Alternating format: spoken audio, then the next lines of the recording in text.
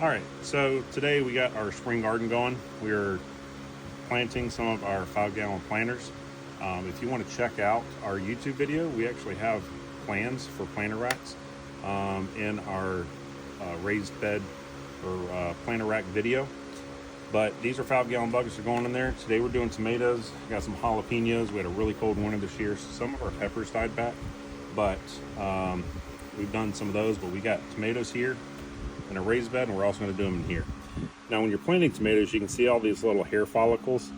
When you plant inside of a bucket like this or in the ground, if your plants are looking leggy, that's okay, because what that's going to allow us to do is plant this plant.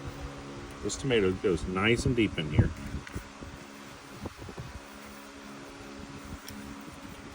I'm just going to very lightly kind of push that down. We don't want to pack it in. And then we're going to take this nice, delicious black cow,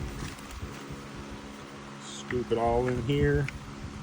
And we're going to fill this planter up, this bucket up, and that's going to allow all those hair follicles to turn into roots.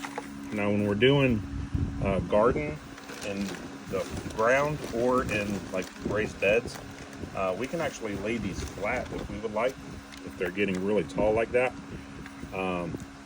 And that's just going to encourage a better nutrient uptake into the plant from the soil.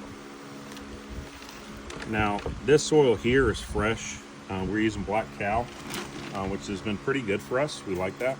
You can also use your own homemade compost, or if you go to a landscape center, you can usually pick up good quality compost or garden soil.